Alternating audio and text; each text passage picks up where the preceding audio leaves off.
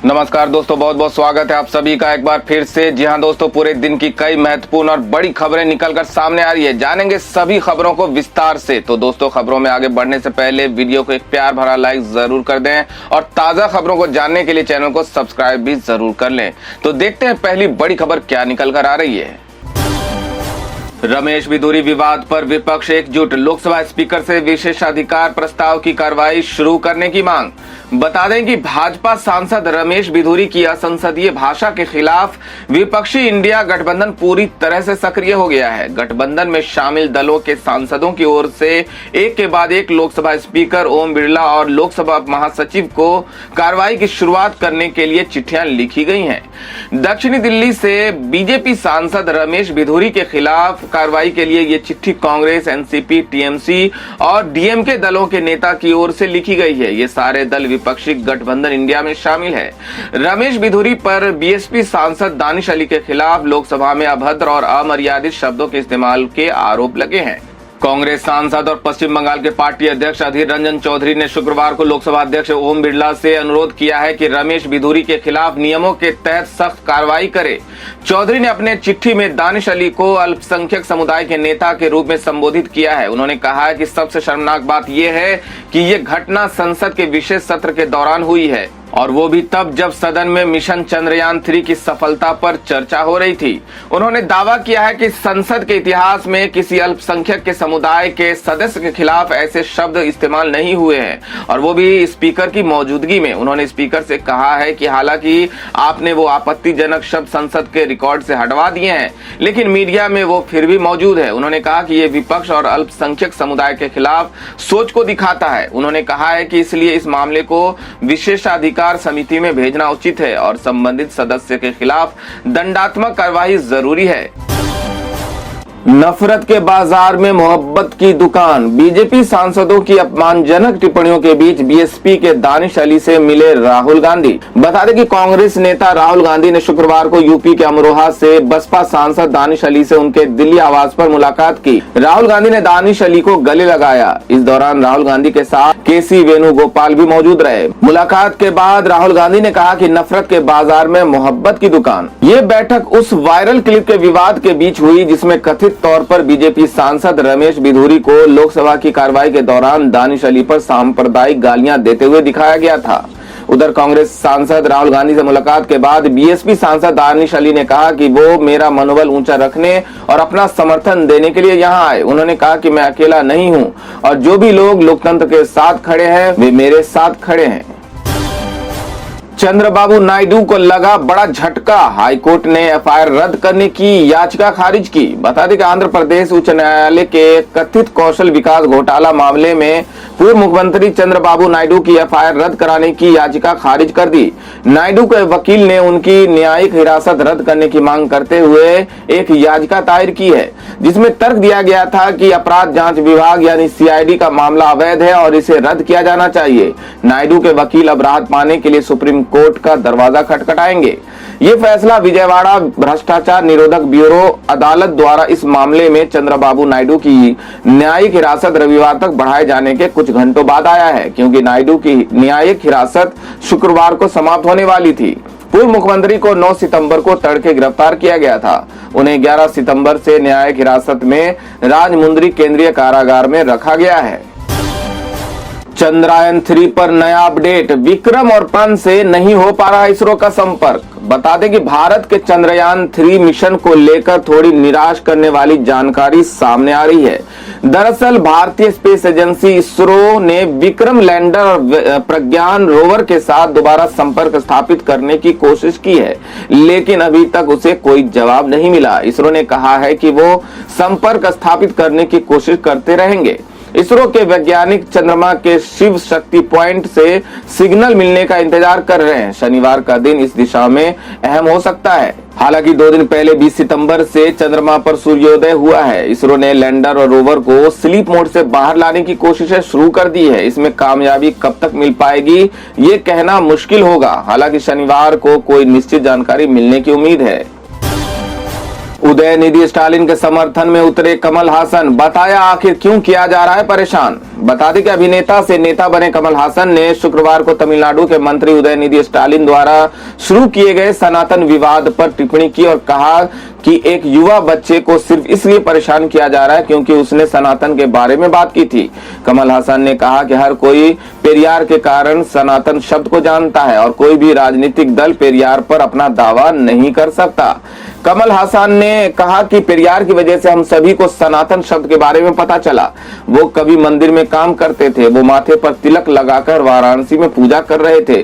कल्पना कीजिए कि उन्हें ये सब छोड़ने पर कितना बुरा लगा होगा। उन्हें महसूस हुआ कि लोगों की सेवा सबसे बड़ी सेवा है। फिर उन्होंने लोगों की सेवा शुरू कर दी और उन्होंने अपना पूरा जीवन ऐसे ही जिया। न द्रमुक और न ही कोई अन्य पार्टी पेरियार को अपना दावा कर सकती है। सनातन विवाद पर कमल हासन ने इससे पहले भी उदयनिधि स्टालिन को सपोर्ट किया था। उन्होंने एक नोट लिखते हुए कहा था कि एक सच्चे लोकतंत्र की पहचान उसके नागरिकों की असहमत होने और निरंतर चर्चा में शामिल रहने की क्षमता है। इतिहास ने हमें बार बार सिखाया है कि सही प्रश्न पूछने से महत्वपूर्ण उत्तर मिले हैं और एक बेहतर समाज के रूप में हमारे विकास में योगदान मिला है। उदयनिधि को सनातन पर अपने विचार रखने का अधिकार है। यदि आप उनके दृष्टिकोण से असहमत हैं तो हिंसा की धमकियों या कानूनी धमकी की रणनीति का सहारा लेने या संकीर्ण राजनीतिक लाभ के लिए भावनात्मक प्रतिक्रियाएं उत्पन्न करने के लिए उनके शब्दों को विकृत करने के बजाय सनातन की खूबियों के आधार पर चर्चा में शामिल होना महत्वपूर्ण है। तमिलनाडु हमेशा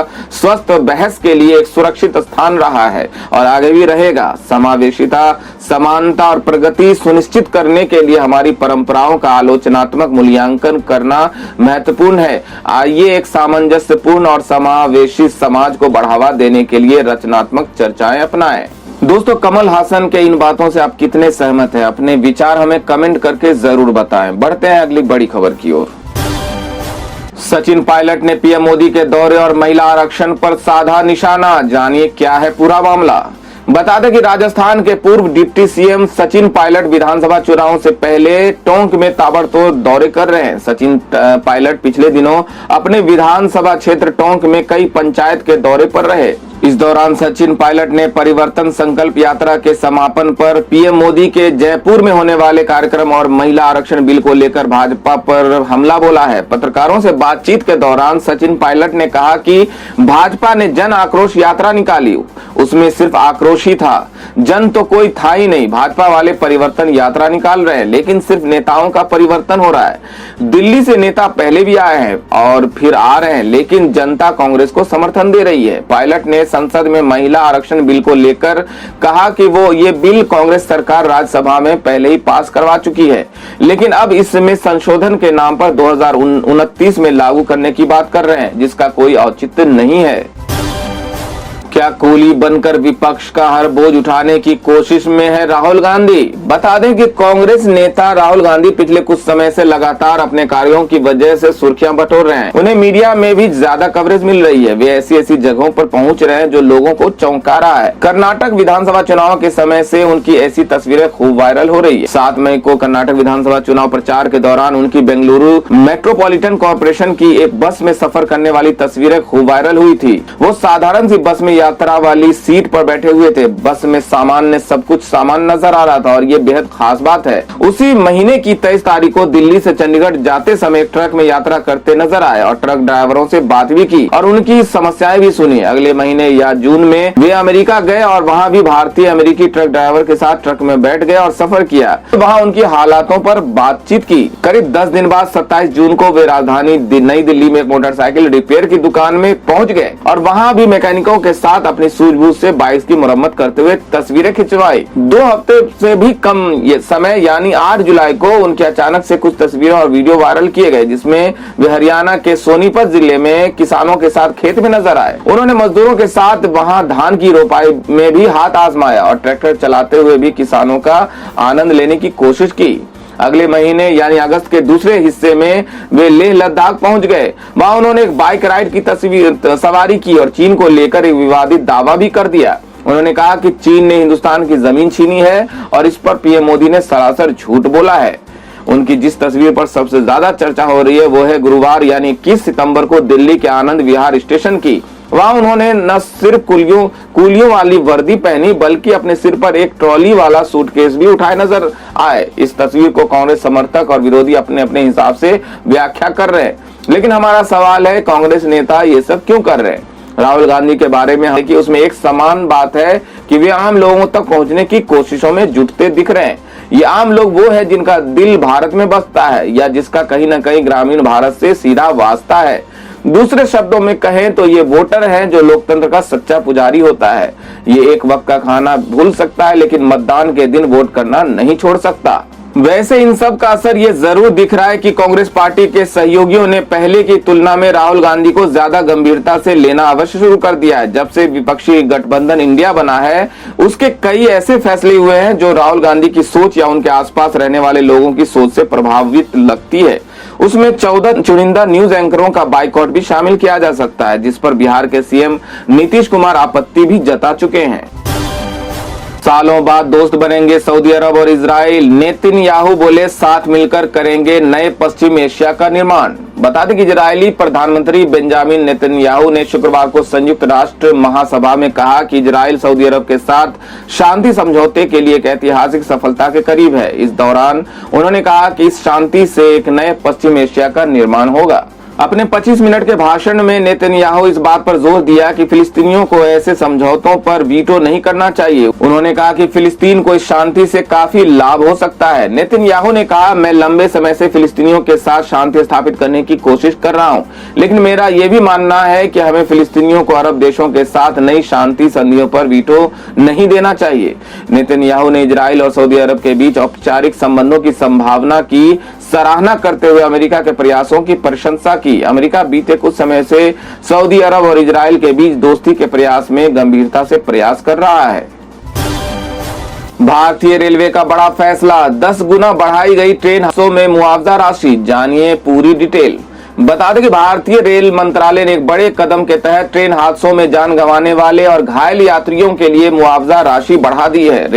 रेलवे बोर्ड के कार्यकारी निदेशक रत्नेश कुमार झा की तरफ से चिट्ठी लिखकर रेलवे के इस फैसले की जानकारी संबंधित अधिकारियों को दे दी गई है। रेलवे के इस नए फैसले के मुताबिक ट्रेन हादसों में जान गंवाने वाले यात्रियों के परिजनों को अब 5 लाख रुपए की मुआवजा राशि दी जाएगी। पुरानी गाइडलाइन के मुताबिक ये राशि पहले महज 50,000 रुपए थी। नई गाइडलाइन में कहा गया कि ट्रेन हादसा चाहे ट्रेन की आपस में टक्कर की वजह से हुआ हो, ट्रेन के पटरी से उतरने की वजह से या फिर मानव रहित रेलवे क्रॉसिंग फाटकों पर, तीनों स्थितियां शामिल है। ये नियम ट्रेन के अंदर किसी यात्री पर हुए हमले, डकैती, आगजनी या ट्रेन से गिरने की वजह से हुई किसी यात्री की मौत के मामले में भी लागू होंगे। तो दोस्तों ये थी अब तक की सभी बड़ी खबरों की अपडेट्स। टुडे ब्रेकिंग न्यूज और लेटेस्ट खबरों को देखने के लिए हमारे चैनल को सब्सक्राइब जरूर कर लें। वीडियो को लाइक और शेयर भी जरूर कर दें। वीडियो देखने के लिए बहुत बहुत धन्यवाद।